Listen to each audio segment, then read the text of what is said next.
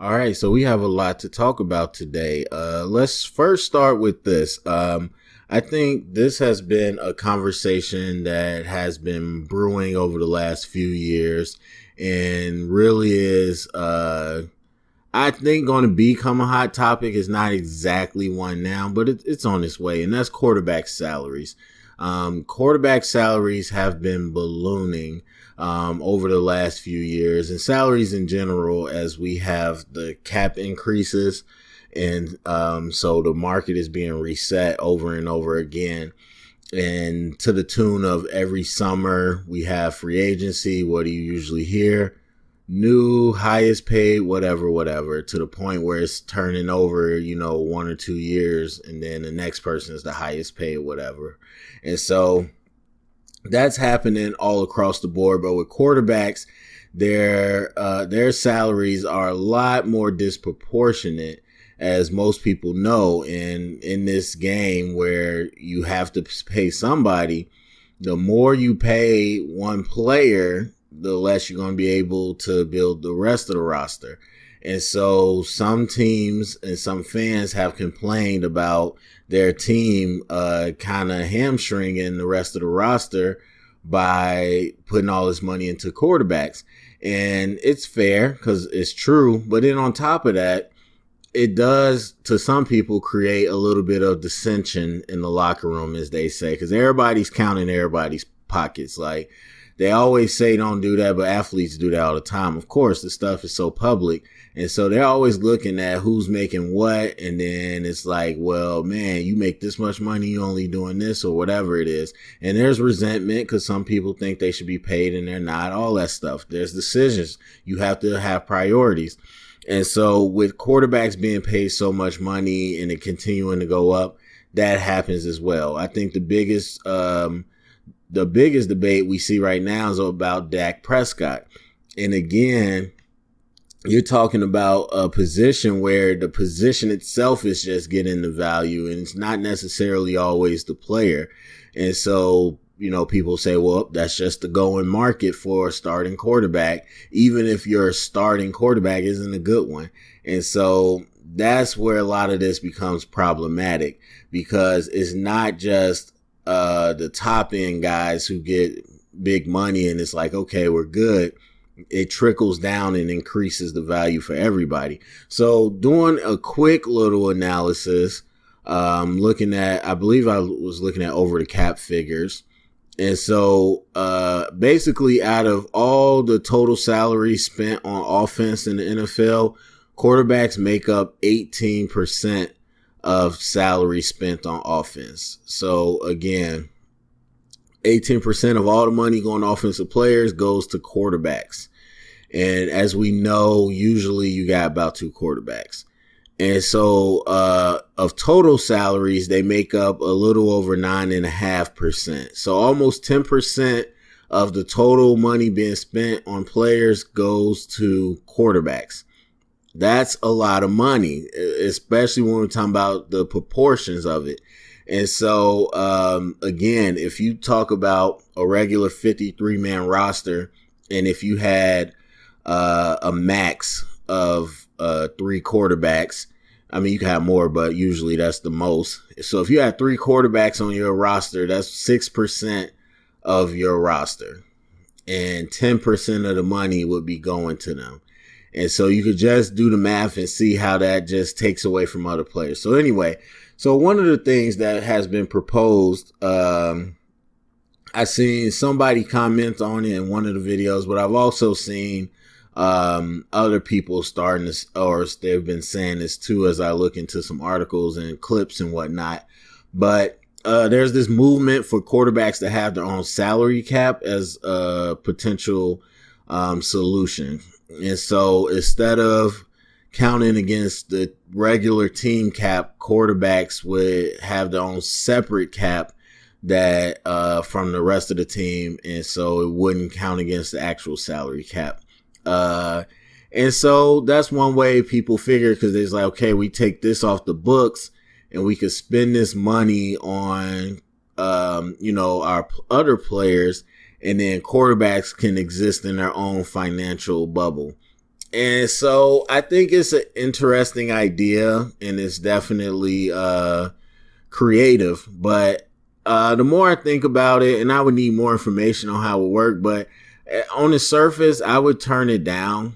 I would say no. Like, why? I think, first of all, that just creates more of dissension. I mean, there's, to an extent, there's this understanding that quarterbacks are big name positions, premium positions, get paid more, whatever. But still, there's going to be that especially when you aren't producing, there's going to be that rub in the locker room. And now you're saying, okay, not only quarterbacks treated the best and they got all the rules to protect them, now we're going to give them their own salary cap and further, separate them from the team. I don't know if I feel comfortable with that. To me, if you're going to do that, then why not just have quarterbacks in their own draft? Just put quarterbacks out of the NFL. They should just have a quarterbacks draft and not have them with the rest of the thing, because it's essentially the same thing.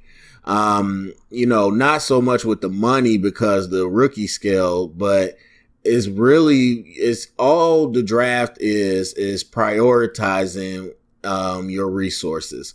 And that's the same thing with the cap and your roster. So if you're going into a draft, once again, since we've been talking about it so much, the 2017 draft with Mahomes, Trubisky, Watson, none of them were top quarterbacks, prospects. And you could go through all types of years where we've seen quarterback prospects shoot. Even Wentz in golf. Golf was like legit number one. Wentz was like, oh, maybe this guy might be a second rounder.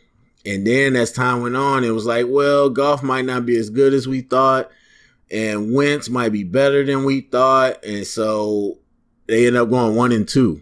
It went from this guy might be a second rounder to no, he's the second pick.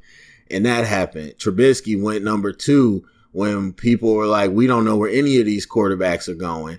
And then obviously Mahomes and Watson went higher because of the trades, but they were projected to go even lower. And so, we could go through all the years of quarterbacks. They changed the draft. Are they better players all of a sudden? No, they're not. Are they better prospects than the other prospects that you passed up on the defense or in skill positions? No, they not. And time has told you that. But at the same time, quarterbacks, because of the position and, the recent, our recent generation, because of the value of the position, they changed the market and they changed the priorities for certain teams. Again, only one team can draft you. And so certain teams feel like it's more of a priority and it's more of a value than other teams. Some teams saying, nah, I'm going to go ahead and take the left tackle or the center. I mean, Johnny Manziel, Cowboys, and Travis Frederick, perfect example. And it was like, okay, well, we're going to take a center. Really? That's not sexy. We could take a quarterback. And it was like, no, we're not going to value that. So I feel like if you got to make that decision in the draft, then it's fair for you to have to make that decision on your roster. Like, yes, the numbers are high, but you don't have to pay it. No one's making you pay that quarterback. And so, like any other player, you got to decide if it's worth it or not. And so, if I get to the point, if I get a young player or young quarterback and he's doing well, I mean, Dak might be a great example of this. He's doing well, and I know, okay, if I pay him early, it might be cheaper, but it might just be too much money. Maybe I don't think he's worth that. Okay, well, I'm going to just keep riding that contract out. And then when it comes time to it, either you put the money up or you go in another direction. And so I think that's fair. That's the decision you have to make. While I think in my mind, which would never happen, but honestly, in my mind, quarterbacks should be the one colluding. Because I was going to say collusion, but honestly, it should be collusion among quarterbacks. Because yes, I get the whole set the precedence thing, but are you really helping Like, are you even helping yourself by making that much money and not getting anything else? Like, we've seen few quarterbacks do the take less route. We've seen it in other sports. People take less. Like, that is an option. It's not anybody with a gun to your head making you reset the market as a quarterback. If you want to get your money, get your money. But like I said, in my mind, in a perfect world, there'll be some balance to it where the quarterbacks be like, look, we pushing the bubble too much, but that's not going to happen. So, it is what it is. So I think teams should just honestly stay where it is right now, unless they were looking to do something drastically different. And to me, if I'm a team, I would offer guaranteed contracts. That'd be my alternative. Not necessarily, hey, we're going to guarantee all this money up front, which is a form of it, but I'm going to give you this, contract that might not be as extravagant as these other contracts, but it's going to be guaranteed. You're going to get paid. We're not just going to cut you. So I don't know. That might be something I would look at. But yeah, if you got any other ideas, then go ahead and leave them in the comment section. All right. So next up, the Rooney Rule has been updated. I did a discussion about that previously. I don't know. I don't know that a lot of people really care about talking about it, but whatever. I still think it's interesting. So I already said my piece on the proposal that they were going to upgrade your draft picks if you have minority coaches or executives in the front office, and that has been tabled for the next year. So it's not completely gone, but they'll talk about next year. But I don't know if it received a lot of backlash. I know there's some people that's like, man, yeah, but a lot of people was like, no. And these are people of, that this rule would affect. This aren't just the majority people. So, I didn't think it was right. I kind of agree to an extent with Stephen A. that at least is starting the conversation. But I don't know that that's the right route. Well, I don't feel it is. Not draft picks. That's changing the competitive balance. That's completely different than anything you're talking about. But they did upgrade the rules, and one of them actually isn't necessarily about minorities. So the main thing they did is they increased the number of interview or candidates you have to have. So the Rooney Rule was basically, if you were interviewing for a head coach, you had to have a minority candidate. And to some extent that went to the GMs eventually. And now you have to have 2 candidates for coordinator interviews, head coach interviews, and the front office stuff. And so that's mainly what they changed. And then on top of that, which is a rule I really like and never understood why it was a rule in the first place, is that teams can no longer block coaches from interviewing. So if you remember in the past, around, the Black Monday, you would hear, oh, the Eagles have requested permission to interview the Cardinals defensive coordinator or whatever that is. And a lot of times they would let them interview, but sometimes they wouldn't. The teams would be like, no, you can't interview. And so they got rid of that. So now, like it should be, these people should be free to interview if they want. Like, yes, there's non-compete agreements in, the business world, but this isn't that. This is sports. This is different. So I should be able to, if I'm in my job and I want to go get another job, I should be able to do that. They shouldn't be able to block me. And so anyway, they're doing that now. They're allowing coaches to interview. Teams can't block them. And then, there was also, I think is important that a lot of people haven't talked about. It's a very small thing in the updates, but they are now requiring each team to submit a reporting structure. And I think that's important to me. And it's weird that they don't have that already. So they're making teams now kind of announce. Now, I doubt they make it public, but I wish they would force them to make it public. Is we want to know who reports to who, and we want to know who's in what position. And so it's essentially org chart for the football side of things, so we can know who's doing what and who's where. To me, honestly, I wish these salaries were public. I wish they forced them to have an org chart and a salary for each thing, just so we know. And even if it wasn't public, the NFL should at least have that. The NFL should at least have org chart with the salaries, know who's reporting to who. So you don't just have people sitting there in the org making money, not doing nothing, or somebody making more money, than they should. That should be out there. But anyway, the last thing I'll say about the Rooney Rule and everything, as I said before, there's no perfect solution. Nothing's going to be perfect no matter what you say. And like anybody that understands it, in a perfect world, we wouldn't have to have any type of affirmative action, but that's not the history of our country. But what I would say is one idea that I heard from Rob Parker that I really like, and it's small, but it makes sense. And he said they should institute a rule that you can't hire family members. And I like that. I honestly like that idea. Like, as I said in the last episode, coaches is all about coaching tree. That's all. I mean, a lot of business and a lot of everything is that, but that's really what it is in coaching. Coaching is all about getting on the right staff to get connections, and then you get opportunities later. And so a lot of people get opportunities through either family relationships or other coaching relationships, and that's fine.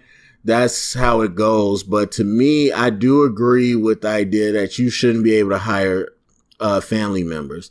And you got some that don't, or some, people that say, no, I'm not going to take the handout, or I'm not going to go to my dad's team or my uncle's team or whatever. But for the most part, they take the opportunity. Now, it's rarely anything crazy in the NFL. On other levels, especially high school, yeah, you'll see that. But in the NFL, it's never like, hey, my son who's just graduated college is going to be my defensive coordinator. It's not going to be that. A lot of times they make them work their way up from, quality control coach, which is basically an intern, and work your way up. But sometimes, they don't. And I'm okay with, again, Matt Nagy calls up a friend and say, or someone calls Matt Nagy and say, hey, my son is looking, for jobs, or he's applying to the Bears. Like, I appreciate you looking to, interview him. Or if it's like, hey, my son's looking for a job, being an intern, low level work, like, would you, hook him up? Like, I'm okay with that. But just don't let it be on your team, because then because now at least there's some degree of separation. So you're not as tempted to move them up the ranks. And again, like I said, some parents I'm sure are good at it, where they're not, giving a silver spoon to their child, but not everybody is. And not to say again that just because you have, you share genes with someone doesn't mean you're not qualified. We've seen plenty of sons and cousins and brothers that are able to do this work, and, on their own right. But again, I just like to see them come up the ranks in a place that's not with someone that's their family members. And again, they do that a lot in corporate and a lot of different businesses. That is a practice where either they won't let you hire, or they won't let you be a part of the search, or that needs to be disclosed, like whatever it is. And so I kind of like that. I think that's a fair step because a lot of this is like people want to say it's flat out racism. I don't agree totally with that. I think a lot of it is just it's who you know, and it's nepotism. And that's probably one of the biggest ones. And so I would like to see them eliminate that. And so I think that'd be a good step. But anyway, that's what they're doing with the Rooney rules. All right. So lastly, speaking of rules, there's the interesting proposal that's going to be voted on next week, I believe Thursday. And that is the alternative to the onside kick. So basically, they changed the rules about the onside kick in 2018, and I vaguely remember it. But anyway, they said since then, it's impossible to get an onside kick, to recover one. So now they're looking at, the competition committee has submitted alternative. And so basically the alternative would be the team, instead of onside kicking, you would attempt a 4th and 15 from your 25. And I guess if you convert it, you just keep rolling from there. I don't really know. I don't know if you convert it and just start. I don't know. I would assume you would just continue to roll like it's another first down. That's why they called it 4th and 15. I don't know. But if you don't get it, then the opponent gets the ball at the 25. Now, first of all, that's crazy because the 25, I mean, but if you recover onside kick, you got real good field position. So I kind of get it. But so that's what they're talking about. And basically a team would be able to do it twice a game. And at first they were like, you had to be trailing, but now they changed that. It's like you can use it whenever you want. So the Chiefs, who everybody's talking about, for example, the Chiefs go down, score on the opening drive. And then Andy Reid says, let's roll with our 4th and 15 right now. And so they could possibly get the ball right back and keep rolling. I think it's interesting. I think it's very interesting. Like, I don't know if this is a surprise to some people, but I don't hate it. I don't mind the tweaking of the game in fun ways that make sense. Obviously this is something inspired by the XFL that was new or newish, and they were able to try different things that a lot of people were talking about that the NFL just hasn't gotten around to. But I'm down with it, honestly. Like, as much as I love the game, pure football fan, but people got to realize, and maybe this is because I'm also a rugby player, people got to realize football came from another sport, as did soccer. And so when I know the two different sports of football and rugby, and I know exactly what's similar, what came from it, and what was changed. Like, it's not just some pure sport that's just always been around. Like, it came from something, and it made changes that made sense, and it's evolved over time from where it started. So I don't mind these things as long as it's not crazy. Like, some people say it's gimmicky, but essentially you're setting up the same stakes. You know what I mean? So like I said, you get the ball at the 25, which is close, but hey, an onside kick is close as well. You get to use it whenever. 4th and 15 is a nice distance. I mean, first of all, I don't know. That'd be hard to convert. And so onside kick can be hard to get as well. So I think like it all balances out. It's a calculated risk. And so I'm okay with that. Just like if everyone is talking about, like, I don't want to get rid of the extra point. That's silly to me. But I don't mind a 2-point and 3-point conversion either, like the XFL was doing. Like, where it goes further back. If you want to go for 3 points, I don't mind that. I don't mind that at all. And so I like this proposal. Now, the weird thing is they said that you can still onside kick. Now, that doesn't make sense to me. I mean, I don't know if it's just like, hey, slow change and let's see how it goes. But if you're going to institute the 4th and 15, then just get rid of the onside kick, because that's essentially what you're doing. Yeah, so I don't know that I like that, but that's a small thing. It's just nobody's going to use it. So would it be a good change? I think so. I'm fine with the extra point as well when they moved it back. It was weird at first, but I was like, fine, you add a little more difficulty. Okay, cool. And it'd be one thing if kickers didn't kick field goals and they were like, oh man, I've only kicked from this close. No, they have to kick long field goals. Extra points, just a field goal. So I'm fine when they did that. And I feel like this would be fine too. And it really is no big change. Like you score, you get an extra point or whatever. You tell the ref the offense stays on the field, the defense stays on the field, and you just go for it. I mean, it's nothing big that's going to destroy the game. So I actually really like it. As far as will it get passed, I don't know. I don't really know. I have to believe a lot of these owners are still kind of stuffy about it, especially because the XFL just did similar things.